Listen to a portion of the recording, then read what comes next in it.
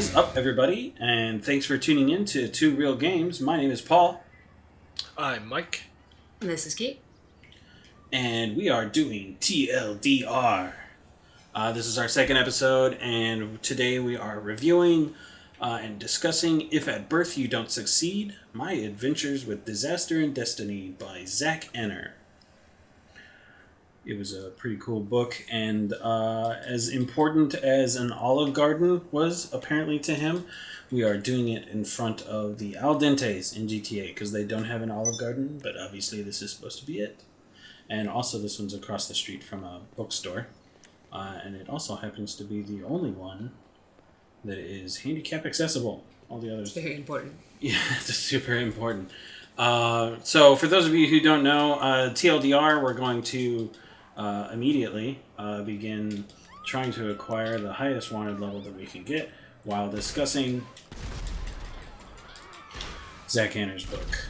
So this should be super exciting. Yeah, let me start off by launching some rockets down the street. Oh, I got a star. So, if you don't know who Zach Enner is, and I'm reading straight from his website. Oh no, I died. He blew himself up. Oh yeah, we need to put the counter on the screen, so... Ding! One. There it is. Awesome. Alright, so Zach Enner is an award-winning comedian. He's a show host. And public speaker. In 2011, he won his own travel show on the Oprah Winfrey Network, Rolling with Zach. He also hosts shows Have a Little Faith for Rainn Wilson's media company Soul Pancake. There we go. Oh. Alright, I got 3 stars. That'll drag him in. And writing Shotgun and Workout Wednesdays on his own YouTube channel, which has over 10 million hits. Zach lives in Buffalo, New York and Austin, Texas, just north of here, and spends most of his spare time in his underwear thinking about how he can change the world. So, in honor of Workout Wednesday, I'm wearing my workout outfit. In honor of being in underwear, Mike is dressed appropriately. Lucky purple. Oh, I was shooting at that helicopter, but apparently I wasn't doing the damage fast enough. Sorry. It was an excellent book, I thought, anyway. I'm distracted by police. This is our freaking Olive Garden. Back off. I'm gonna use this cop car as cover. Oh god, I forgot how to take cover. Oh god, I jumped off the roof. Well, I guess I live on this thing now. How do you take cover? No, don't get in the car. Right yeah, his book is great. I thought it was freaking hilarious. My first exposure to Zach at all was I don't know how to take cover. Jesus, I've been playing too many other games. Is it this button? It is that button. My first exposure to him was the stuff that he's done with Rooster Teeth. Oh. That was mine as well, Yeah. actually. I hadn't seen any of his individual shows. I only got to know him through Rooster Teeth, through being on some of the other shows on the spot, and his workout show, Buff Buddies, that he did there with Josh Flanagan and Meg Turney. Yeah, that was... and it was hilarious. Like he immediately struck me as being, irreverent about his own life, his own situation. So I guess we should mention that Zach Enner is Zach Enner has cerebral palsy, as he puts it, the sexiest of palsies. And as somebody named Paul, I take a little bit of offense to that, but I'm gonna let it go. I think you can let him have this one. Let him have it. We're dropping like flies, and I have no idea where I am now. I probably should have gotten familiar with this area. Oh god. Well, I didn't make it far. I may or may not be stealing a car. It's just cops flooding into the area. Guys, the Olive Garden's this way. Follow me. Yeah. Yeah, I really liked his book. Like, I thought he was hilarious on Buff Buddies, and then when I found out he was writing a book, where do all the cops go? Oh, there's some right there. Excuse Ow. me. Did I hit you? Yes. I was using that car you rammed into as cover. Oh. Sorry, I was thinking about what a hilarious... Oh, that's Mike. Hello. It's like, he's a crazy driver. I was not wrong. Ow, ow, ow, ow. So anyway, I thought the book was hilarious. Like, it had a sort of, I want to call it a stereotypical sort of inspirational memoir format, I want to say. Mm-hmm. Yeah. Like there's nothing wrong with that, but it was like, we're going to tell a story, and then he's going to tell a story, and then he's going to say what the lesson is from that story, and then he's going to start the next story. Which, maybe if it was like, I don't know, Tom Cruise, or D'Angelo, or somebody like that, which Zack Henner looks exactly like. Oh yeah, definitely. It might have been boring, or actually probably would have exactly been boring. But it had a good, he had a good sense of humor about the whole thing, and I think that really shook up the kind of more typical format of the book.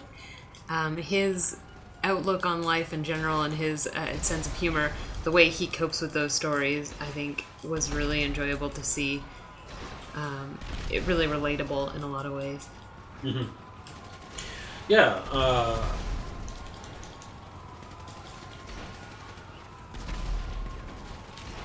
He was just freaking hilarious. Like, my personal favorite story from the helicopter tail almost crushed me. Crushed by a helicopter. Who hasn't been there? Yeah. Walk out of a freaking Olive Garden and have a helicopter tail, a burning helicopter tail land right on your head. Typical.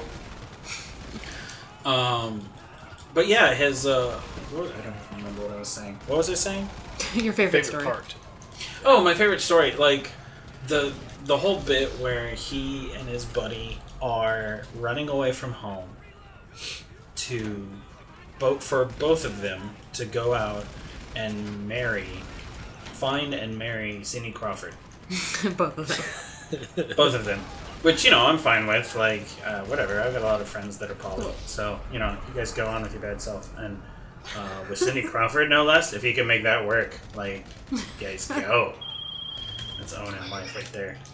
I need something with homing capabilities. What was it about that story that spoke to you? I don't know. I think a lot of it was just the... God, I hope none of y'all are over there. Nope, we're all behind you.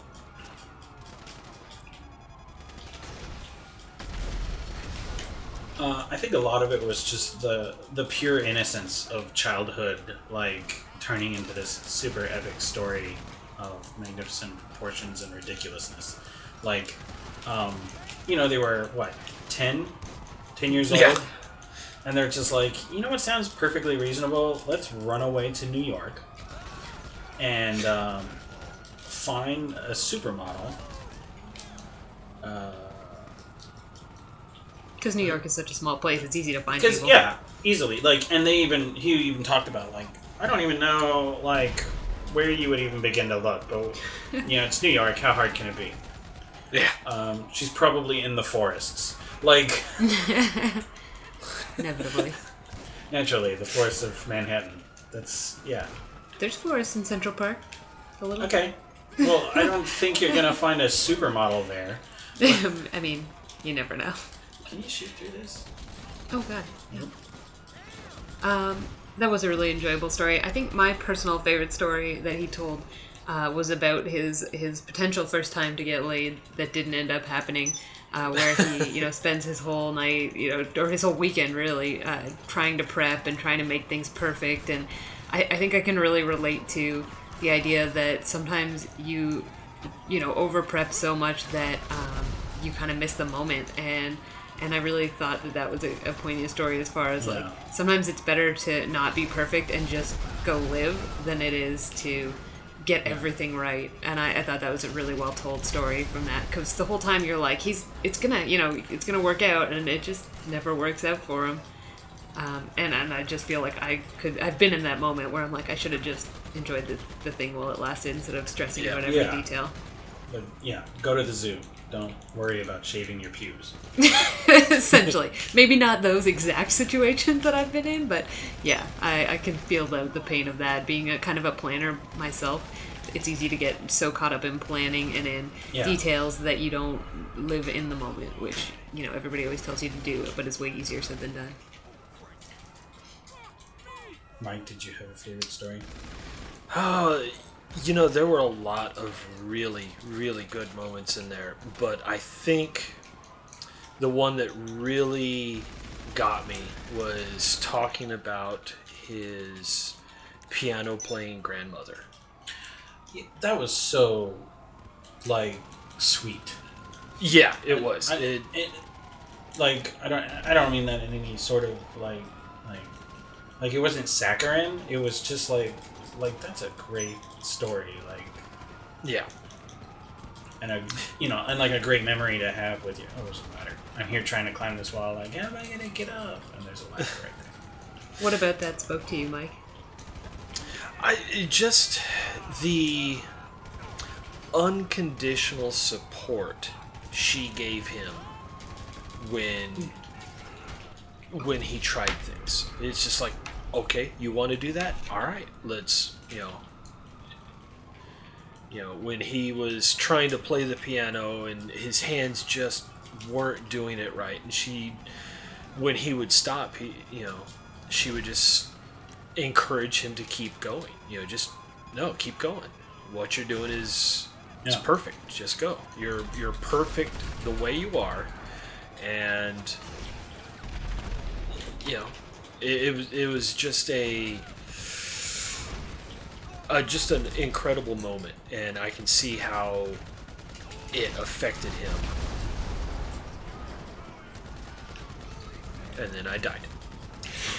It's really I feel like you come across so few people in your life that really have that effect on you, who you were like, you know what, no matter what, they just encouraged me, no matter how bad my music was, and they were the ones who had to suffer through listening to it over and over again, and whatever bad thing came your way.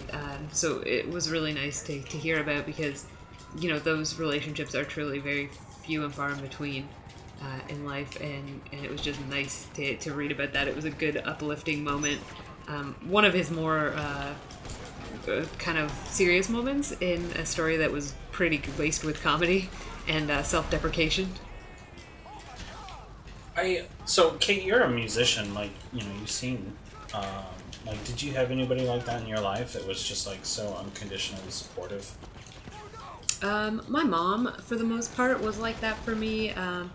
She always focused on what I was good at. She didn't obsess over the things that I wasn't necessarily great at. Like, for instance, I'm terrible at math, but I've always been fairly gifted with music, and she would always, she was always encouraging me to learn a new instrument or to take singing lessons, and to keep going to those lessons even when I was frustrated, and to go to the shows even when I felt like I was a cool teenager who didn't want to go to recitals or what have you. Even when things were really hard in my life, I had one year in particular that was very difficult when I started high school. It was the year my grandmother passed away. It was just a lot of things kind of all piling up at once, and she encouraged me to keep singing and keep involved in music, even though I wasn't feeling great about music at the time. Music is such an emotional thing that you really only want to involve yourself with it when you're feeling good. A lot of times it's easy to let it go when you're feeling down and not keep up with it. And she always kept on me to keep up with it even when I was at my lowest. And I find nowadays you can always tell what kind of mood I'm in if I'm singing to myself, or like music is involved in my day somehow. I'm probably having a good day, but you can tell I'm not doing well if I'm not involving myself with music.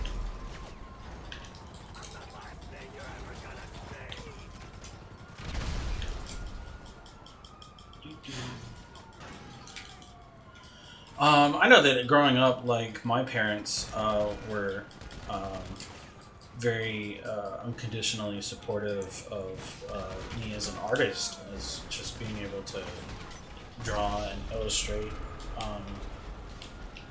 Like, they were always, like, super supportive. They never said, you need to focus on more important things. Like, when I took an interest in gaming, like, they didn't see that as a childish thing or a waste of time. They saw it as, like, this is something we need to encourage. And, you know, like, if this is how Paul wants to express himself, this is how he wants to spend his time, who are we to argue? In fact, you know, unlike a lot of, what is that helicopter doing? Oh, my stars and garters. Unlike a lot of people who started, that is not where I wanted it to.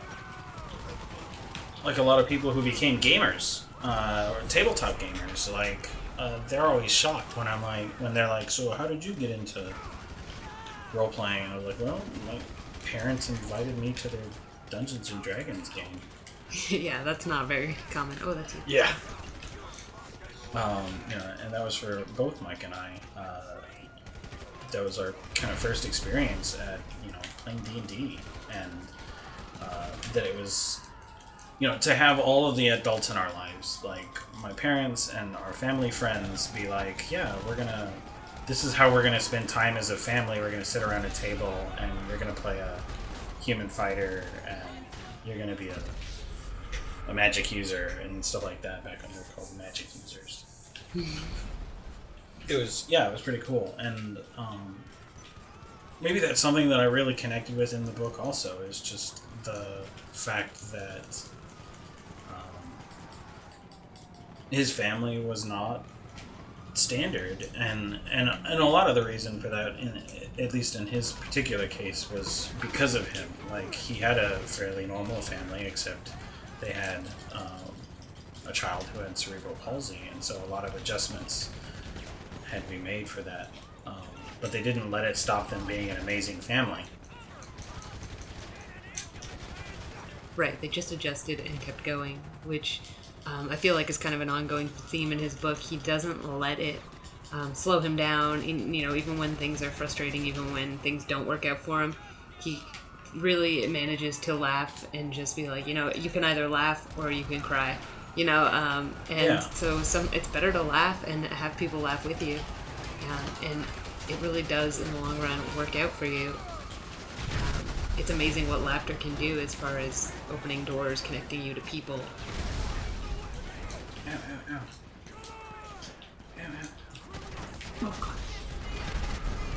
Oh god. That might have been my fault, sorry. That was entirely your fault. So last time when we did Felicia's book,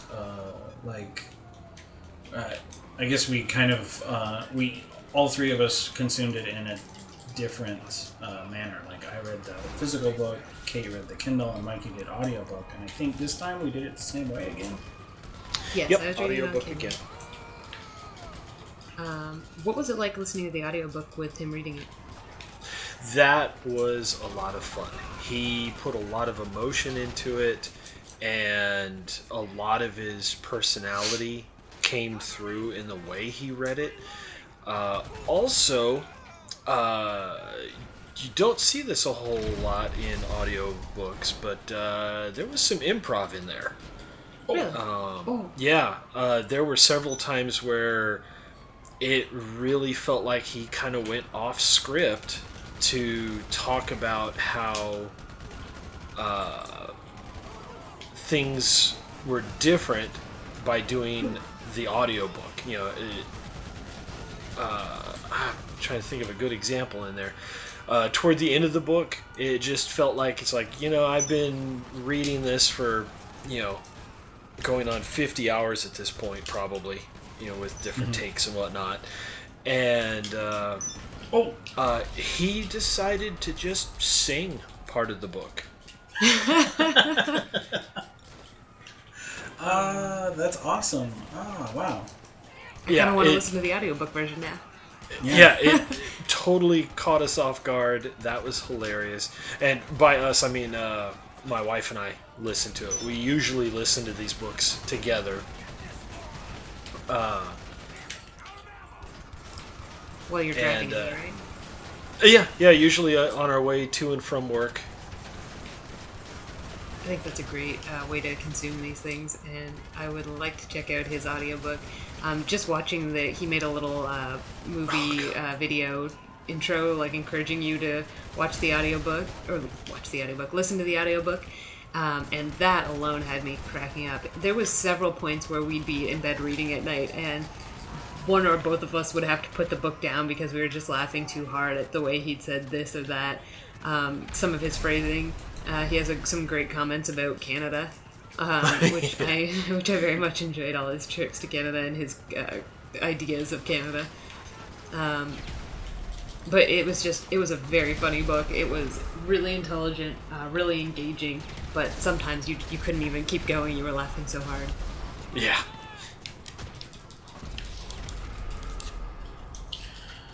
Yeah, I thought it was hilarious. And, to the point that, like, when something makes me laugh, like, my knee-jerk reaction is to share it with people that I care about. And that happened a lot with this book, where I just wanted to, like, we have this, like, rule when we're going to be doing a book club like this, that we're not going to talk about it ahead of time. But it was really hard not to talk about this book ahead of time, because there were so many freaking hilarious parts. I was just like, what part are you at? And I was like, I didn't want to spoil anything for Kate, but I was like, some great stuff about Canada. You're going to love it. I blew myself up.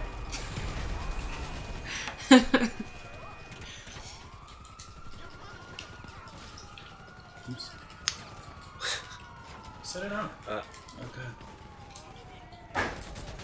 But yeah, that was a really enjoyable book. A lot better than I expected it to be.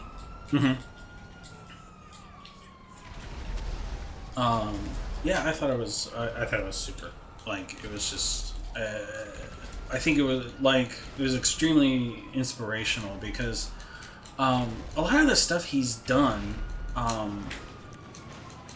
he didn't do it except because he was disabled, because he had cerebral palsy, because he was wheelchair bound. He learned and tried to share through the book the fact that what society, what people might consider your weakness, your greatest weakness, can be the exact method of your success. And I thought that was a super great message. And he gets into specifics at the end of the book about, like, these are the goals that I set for myself. Sorry, Mike, I think I just shot you. These are the goals that I set. I'm like, what is that? Literally, these are the goals. Naked guy. Yeah. I don't know. It's a reflex. I see somebody in purple underwear, lucky purple underwear, and I just want to open fire. So be aware of that, Zach. Careful with your lucky purple underwear. Careful with your lucky purple underwear. Good thing this is a review and not an interview. What I'm saying is, wear lucky green underwear in San Antonio. But yeah, just, like, there's no reason that something that you consider to be a weakness should ever have to be a weakness. It can be your strength. It could be the instrument of your success.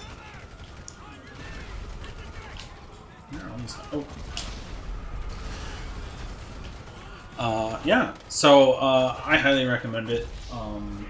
It's on my list of, like, read this book. Yeah, definitely. Yeah, I would definitely recommend this one to other people.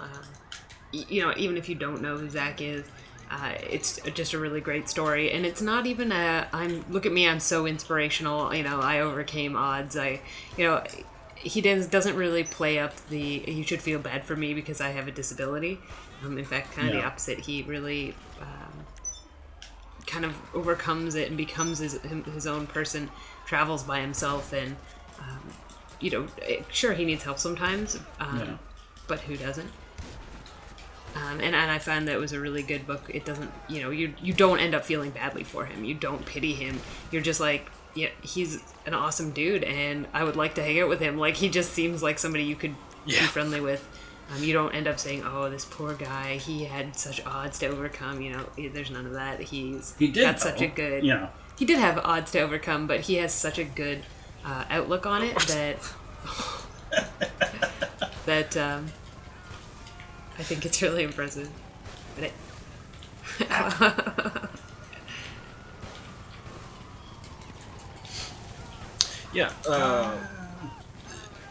it was just a really good book. Very compelling story, very interesting life, and one that I would like to hear more about further down the line. I definitely went out and immediately subscribed to his YouTube channel. I will absolutely be watching more of his stuff. I didn't know about it before a lot of this, but I will certainly be watching it after having read his book. I'm signed up. Sign me up. I'm in for more. Yeah, and for those of you listening, the links are all in the description below. So you should go check out his channel and do that. And if you're a fan of Rooster Teeth at all, you should check it out because check out the book because he talks about a lot of the people from Rooster Teeth who were friends of his from UT. But anyhow. Great book, definitely worth a read or a listen, depending on how you want to go about it. Apparently, the audiobook is hilarious. It was. The Kindle was really well written as well. I found his writing style really accessible, really fun to read. I had a hard time putting it down to go to sleep. So. Yeah. So yeah, that I think that about wraps up this particular TLDR. Next time we're going to be trying something a little different. We one of the ideas we had for this is, obviously we wanted to do people prevalent in geek culture, books that they released and other geeky books or books on movies that are coming out. But what we also wanted to do was help people who might be in school read books or interpret books that they have to read. So next time we are going to be reading and discussing To Kill a Mockingbird by Harper Lee. Should be interesting. I have not read this one since I was in high school, which at this point is more moons ago than I'd like to admit to. Yeah, and while it was required reading in high school, just the way my classes ended up falling, I never actually read the book. So this should be a fresh experience for me, and get to revisit some themes for everybody who's already read it before. So see you next month. We are Too Real. This was TLDR. Click like and subscribe. Follow us on the Twitters, and we'll see you later. Bye. Bye. Bye. Get away.